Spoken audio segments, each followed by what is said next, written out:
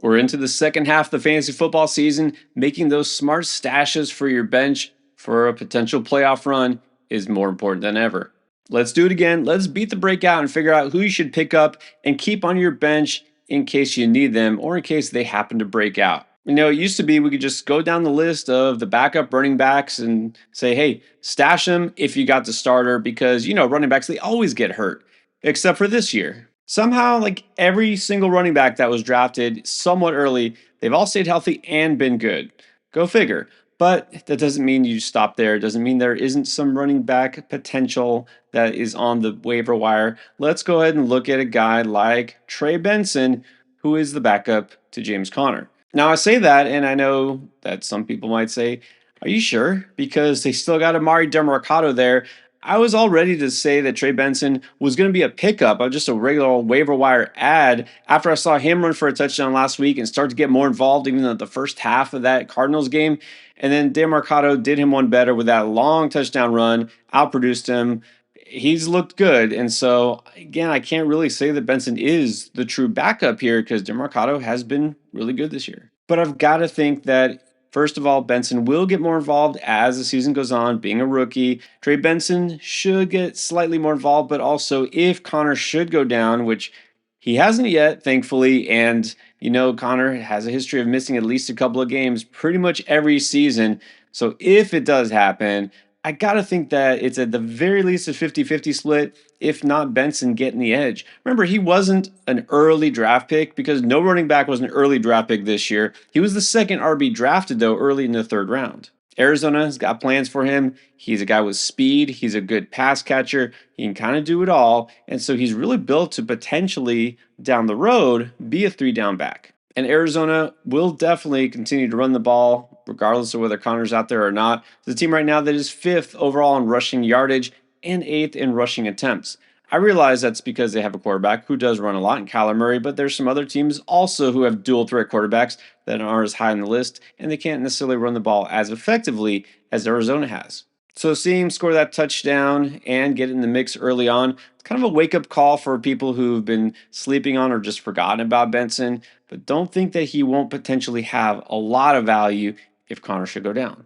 No injury needed for Audric Estime to start to come on because Coach Sean Payton of Denver has already come out and said publicly he wants to get the rookie more involved. Now, I did talk about Estime a couple of weeks ago. He missed the early portion of the season with an IR stint, and since coming back, very, very slowly working his way into the mix, which is understandable, right? He was hurt. This is a rookie, needs some time.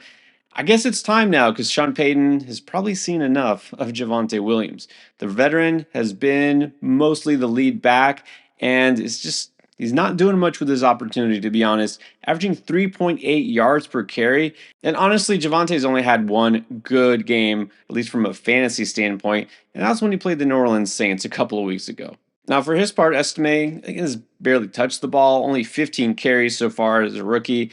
But on those carries, averaging 6.3 yards a pop. This doesn't mean he'll continue at that pace, and honestly, this is not a big play type of back. He's more of a bigger bodied back between the tackles kind of guy. But hey, if he can make it happen, Sean Payton will continue to give him the rock. The downside here for Estime is that he really isn't much of a pass catcher. That's not his thing. And so I don't feel like he's got a huge ceiling in PPR leagues. Javonte Williams or Jaleel McLaughlin, one of those guys, will still be probably the 3rd down back. But hey, there's some yardage and touchdown potential here. And Denver's offense, for what it's worth, hasn't been nearly as bad as I expected. These days, you're probably more in need of a wide receiver with some upside than a running back. So where can we look? Dallas? I kind of feel compelled to talk about Jonathan Mingo here. Now, let me also say again, just because I mention a player on this video doesn't mean I'm saying you should definitely go and stash him or is a guy that everybody should be interested in. But at the same time, I wouldn't talk about him if I didn't think there was some upside here. So let's go Mingo. He's a Cowboy now. The Cowboys, smartly or not, probably not, give up a 4th-round pick for him as opposed to getting a guy, I don't know, like Deontay Johnson earlier. But whatever. Let's see, does Mingo have value in this Cowboys offense? It's going to be a tough path because they're not going to be without Dak Prescott for at least a few weeks. I mean, who knows? This could actually linger all the way towards the end of the season. CeeDee Lamb is week to week with an AC joint sprain. I mean, there's re-injury risk. He'll probably play in week 10 and he may not miss any time. But what if the worst happens here and he also is out?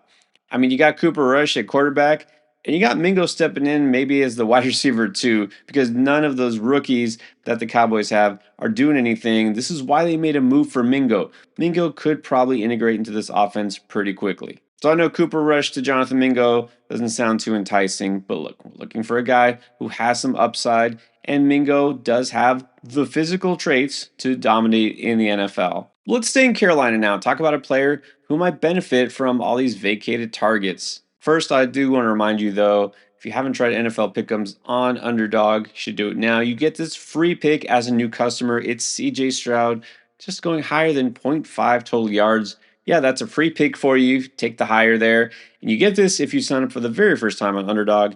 Use code ENDGAME when you sign up because it gets you that free pick and it also gets you up to $1,000 worth of bonus cash for your first deposit. Just make sure you use that code ENDGAME when you check out. Okay, so maybe Mingo isn't vacating many targets himself personally. Deontay Johnson definitely did. He's been gone a couple weeks now. This was really supposed to be the breakout for Jalen Coker a week ago, especially that matchup against the Saints. It wasn't, but you know who did thrive?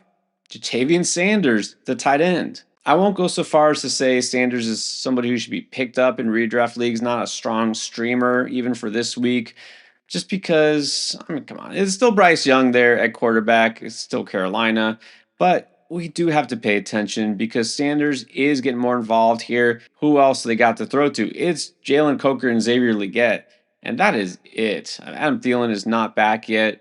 I can't even tell you. I think David Moore, the veteran, is there. Look, they're going to use the tight end, and this is also one of the first tight ends that was taken off the board. One of the most talented receiving tight ends that is actually seeing the field so far this year.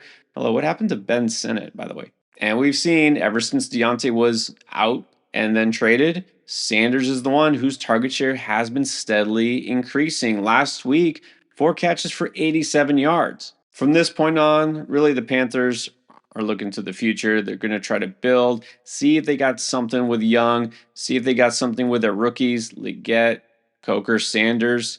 So yeah, they're going to be involved. Again, the ceiling is definitely not that high, but for a tight end, Sanders actually been surprisingly good recently, and I think he could just continue to get better. And we also got some vacated targets in the Jets offense. Again, not a ton, but Mike Williams was finally traded and Alan Lazard is still on IR. So yeah, sure, you got the All Pros and Garrett Wilson, Devontae Adams. There has to be somebody else there. And again, with the way receivers have gotten hurt so far, wouldn't shock you, would it, if one of those guys went down temporarily? Not that I want it to happen, but if it does, Xavier Gibson, is he a guy who's needing to step up here? I think so. I mean, Gibson's really like a kick and punt returner, not a guy who you figure to be in the mix for targets, but he is now. He is the wide receiver 3 here. Yeah, I know they got Malachi Corley. I don't think we're going to see a whole lot of Malachi Corley now, at least not in the near future after that ridiculous fumble. I'm going to call it a fumble, whatever he did before he didn't score his first NFL touchdown. Even besides that, last week in the Jets win, Gibson got more snaps on the field than Corley did. It wasn't a lot, but it's going to be more because Mike Williams was out there a lot in week 9. Yeah, this is all about projecting ahead because on the year so far, Gibson has done nothing as a receiver, 4 catches for 23 yards. But last year, before they had a guy like Devontae Adams or a rookie like Corley, he did catch 21 passes for 229 yards. He was pretty good as a receiver, and now that they need somebody to fill the role, it's going to be him. Now let's talk about a receiver who has a big 0 next to his name in the stat line. It's Javon Baker. And this Baker has been cranking out bagels and donuts on the season because he just hasn't seen the field. Like, this is not unusual. In fact, what we've seen here from this, what we thought was going to be a promising young Patriots offense, is that new coach Jared Mayo just doesn't really care about that upside. He doesn't care about developing these rookies by getting them on the field. No, he's slowly playing all these plays. He didn't even want to play Drake May, and now we see that he could have played much sooner, right? We had a few weeks of Jacoby Brissett we had to suffer through. Jalen Polk is kind of here and there getting on the field, getting some chances. Javon Baker has gotten 0 chances. He's gonna at some point have to play him, right? Well, he might play Baker now because number one, he actually said publicly he's shown some progress. He's encouraged by what he's seen, kind of hinted that he might have a role in week 9 against the Titans, and he didn't. He actually didn't even get on the field. But with the way Jalen Polk has been playing, man, I think he's going to be happy to have Baker there instead. Polk on the season, a 37% catch rate. Last week, he was out there and on his 3 targets, 0 catches.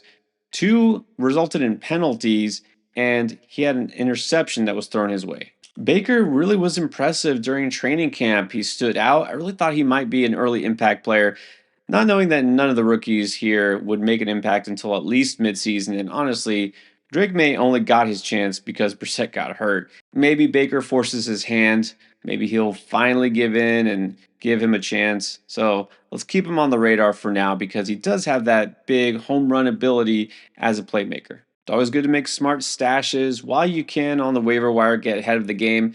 Of course, you need to make those smart start and sit decisions first of all to make sure you get that W. So check out this week's videos with all the positions, got you covered everywhere.